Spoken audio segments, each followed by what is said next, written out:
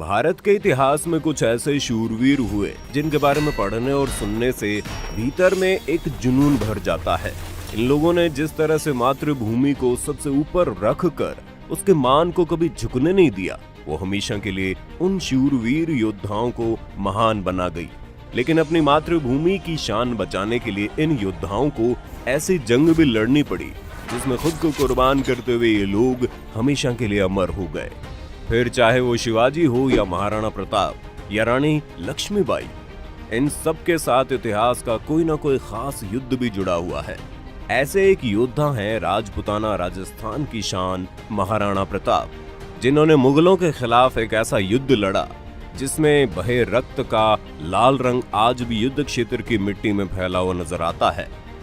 तो आखिर कौन सा है वो युद्ध जिसमें अकेले प्रताप ने मुगलों को चने चबवा दिए, लेकिन वो जीत कर भी विजयी नहीं हुए? जानेंगे आज, तो बने रहिए इस वीडियो के अंत तक। ये वो समय था जब दिल्ली में मुगलिया सल्तनत अपने आप को फैलाने में लगी थी। दूसरे मुगल बादशाह हुमायूं की मृत्यु के बाद अकबर मुगल सुल्तान बन चुके थे। सिंहासन पर पहुंचने के बाद अकबर ने मेवाड़ को छोड़कर राजस्थान में बाकी सभी राज्यों, ज्यादातर राजपूत राज्यों के साथ अपने रिश्ते को मजबूत कर लिया था। वहीं दूसरी तरफ मेवाड़ के महाराणा प्रताप, जो प्रतिष्ठित सिसोदिया कबीले के प्रमुख भी थे, उन्होंने मुगलों से मिलने को साफ मना कर दिया था। अकबर के काल तक मुगल साम्राज्य दूर दूर तक फैल चुका था। ऐसे में छोटे से मेवाड़ का उसकी अधीनता स्वीकार न करना अकबर को बुरी तरह परेशान कर रहा था, क्योंकि महाराणा प्रताप ने साफ कर दिया था कि मेवाड़ कभी मुगलों की अधीनता स्वीकार नहीं कर सकता, भले ही स्वाधीनता की उसे कुछ भी कीमत चुकानी पड़े। अब चूंकि अकबर के लिए मेवाड़ एक ऐसा राज्य था जो गुजरात में व्यापार और वहां साम्राज्य विस्तार के लिए बहुत जरूरी था, इसलिए वो महाराणा प्रताप के पास एक एक करके कई राजदूत भेजने लगा ताकि महाराणा उनसे संधि कर ले। लेकिन ऐसा नहीं हुआ, जिसका सीधा मतलब ये था कि महाराणा और अकबर में युद्ध होगा ही। जैसा सोचा गया वैसा ही हुआ और 18 जून 1576 को दोनों सेनाएं हल्दी घाटी के मैदान में आमने सामने थी। सेना को सजा लेने के बाद दोनों पक्ष एक दूसरे की पहल का इंतजार करने लगे। मान सिंह मुगल सेना को लीड कर रहे थे। मान सिंह चूंकि उसी इलाके से आता था, इसीलिए वो राणा की ताकत को भूला नहीं था, इसलिए आगे बढ़कर आक्रमण करने की भूल वो कभी नहीं कर सकता था। वो जानता था कि राणा के सैनिक हर पहाड़ी पर तीर कमान लिए बैठे हैं, इसलिए अगर वो अपने स्थान से हिला तो उसके सैनिक बिना पहल किए ही मार दिए जाएंगे। इसलिए वो चाहता था कि प्रताप मानसिंह पर आक्रमण करे और मानसिंह के घुड़सवारों, हाथियों और पैदलों की सेना के जाल में फंस जाए। चूंकि ये एक पहाड़ी इलाका था जिसमें अकबर की तोपें अधिकतर कारगर साबित नहीं हो सकती थी, इसलिए भालों से लड़ने वालों के सामने तलवारों से लड़ने वालों को भेजा गया। उधर मानसिंह सेना सजाकर खड़ा था और इधर महाराणा प्रताप अपनी जमीन पर दुश्मन की सेना को देखकर क्रोध से उबल रहे थे। वो उनके खिलाफ तत्काल कार्रवाई करना चाहते थे। ऐसे में जब मानसिंह अपने स्थान से नहीं हिला तो प्रताप सिंह ने आगे बढ़कर धावा बोलने का फैसला कर लिया। सूरज आकाश की मुंडेर पर चढ़कर हल्दी घाटी में हो रहे हलचल को देख ही रहा था कि अचानक हल्दी घाटी में हर हर महादेव का घोष हुआ और प्रताप की सेना मानसिंह की सेना की तरफ दौड़ पड़ी। भाले चमक उठे और बख्तरबंदों की जंजीरें खनखना उठी।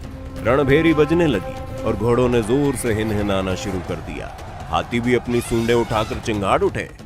अभी मानसिंह के सिपाही भौचक्के होकर स्थिति को समझने का प्रयास कर ही रहे थे कि राणा के योद्धा एकाएक मानसिंह पर आक्रमण करने लगे। मानसिंह ने भी स्थिति को देखते हुए आक्रमण शुरू कर दिया। दिन निकलने के कोई 3 घंटे बाद प्रताप की सेना का हाथी मेवाड़ का केसरिया झंडा फहराता हुआ घाटी से निकला। अब राणा ने मुगल सेना पर सीधा आक्रमण किया। उस समय मुगलों की सेना हल्दी घाटी के प्रवेश पर खड़ी थी, जो अब बादशाह का बाग कहलाता है। राणा का आक्रमण इतना जबरदस्त था कि मुगलों के आगे की सेना का अगला और बाएं अंग का दस्ता दोनों के दोनों तितर बितर हो गए और उनका दाहिना और बीच का दस्ता भी समझ नहीं पा रहे थे कि वो क्या करे। हालांकि राणा की सेना बहुत छोटी थी और ना उनके पीछे कोई रास्ता था और ना उनके पीछे कोई दस्ता था जो उनकी इस शुरुआती पकड़ का फायदा उठाता और युद्ध को अपने कब्जे में कर लेता। इसलिए राणा ने शत्रु के मध्य की सेना तथा बाएं अंग की सेना को हराने के लिए हाथियों से प्रहार किया ताकि उनका युद्ध से कोई कंट्रोल जाए ना। युद्ध में महाराणा अपने नीले घोड़े पर सवार थे, जिसे हम सब चेतक के नाम से जानते हैं। चेतक के मुंह पर हाथी की नकली सूंड बंधी हुई थी, जो असली हाथियों को भ्रम में डालने के लिए थी। कहा जाता है कि महाराणा ने चेतक को एक चक्कर दिलाकर कुंवर मानसिंह से कहा, तुम जहां तक हो सके बहादुरी दिखाओ, प्रताप सिंह आ पहुंचा है। ये कहकर उसने मानसिंह पर भाले का वार किया। मानसिंह के झुक जाने से महाराणा का भाला उसके कवच में लगा और वो बच गया। लेकिन महाराणा को लगा मानसिंह मर गया है, लेकिन तभी उसकी हाथी के सूंड में अटकी हुई तलवार से चेतक का पिछला एक पैर जख्मी हो गया। लेकिन वो तब भी महाराणा के साथ लड़ता रहा। फिर महाराणा ने मानसिंह को मरा समझकर घोड़े को पीछे मोड़ लिया। युद्ध का तीसरा हिस्सा भी महाराणा प्रताप के पक्ष में था, इसलिए मुगल सेना में भयानक निराशा छा गई और उसके पैर उखड़ने लगे। अचानक मुगल सेना में यह समाचार फैल गया कि शहंशाह अकबर खुद अपनी सेना लेकर आ रहे हैं।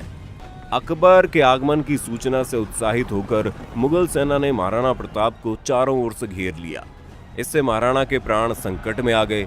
इसके बावजूद भी राणा अब भी मुगल सेना को गाजर मूली की तरह काट रहा था, लेकिन चारों तरफ से घिर जाने के कारण उस पर चारों ओर से हमले होने लगे। इस तीसरी और अंतिम मुठभेड़ में महाराणा प्रताप के शरीर पर 7 घाव लगे। 3 घाव भाले से, 1 घाव बंदूक की गोली से और 3 घाव तलवारों से। चूंकि अब प्रताप घायल हो चुके थे, इसलिए उन्हें लगा कि अब मर जाएंगे। तभी ऐसे में सरदार मन्नाजी झाला ने राणा का मुकुट खुद पहन लिया और प्रताप को सही सलामत युद्ध भूमि से बाहर निकलवा दिया। वहीं मुगल सेना ने मन्नाजी को राणा समझकर निशाना बनाना शुरू कर दिया।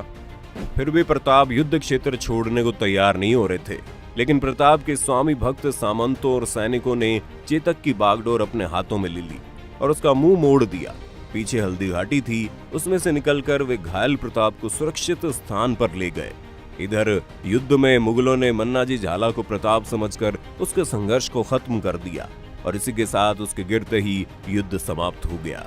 युद्ध के विजेताओं के बारे में आज भी इतिहासकार कई मत देते हैं, जिनमें से कुछ लोग तो ये कहते हैं कि जिस तरह से मुगल पर प्रताप का आक्रमण था और मात्र 4 घंटे के इस युद्ध में पूरी मुगल सेना लगभग बर्बाद हो गई और इसे एक तरह से महाराणा और उसकी सेना को ही विजयी मानना चाहिए। इसके साथ ही चूंकि प्रताप खुद घायल हो गए थे और मानसिंह भी मरा नहीं था, इसलिए कुछ लोग ये भी कहते हैं कि अकबर की सेना ये युद्ध जीत गई। खैर, जीत और हार जिसकी भी हुई, लेकिन कहते हैं कि हल्दी घाटी के ऐतिहासिक युद्ध के बाद महाराणा प्रताप का स्वाभिमान काफी डगमगाने लगा। उनके हौसले कमजोर पड़ने लगे और ऐसी अफवाह फैल गई कि महाराणा प्रताप ने अकबर की अधीनता स्वीकार कर ली है। तभी बीकानेर के कवि पृथ्वीराज राठौड़ ने महाराणा को पत्र लिखकर उनके स्वाभिमान को फिर से जगा दिया, जिसके बाद महाराणा प्रताप को मरते दम तक अकबर अधीन करने में सफल ही रहा। आखिरकार महाराणा प्रताप की मृत्यु अपनी राजधानी चावंड में धनुष की डोर खींचने से हुई, क्योंकि वो डोर उनकी आंत में जा लगी, जिसके बाद 57 साल की उम्र में 29 जनवरी 1597 को उनकी मौत हो गई। दोस्तों, ये थी कहानी हल्दी घाटी युद्ध की, जिसमें कौन जीता कौन हारा से ज्यादा जरूरी है महाराणा का स्वाभिमान कायम रहा। आपको क्या लगता है, इस युद्ध का विजेता कौन था? हमें कमेंट करके बताइए ना। साथ ही इस वीडियो को लाइक और शेयर जरूर करें और हमारे चैनल को सब्सक्राइब भी कर लें।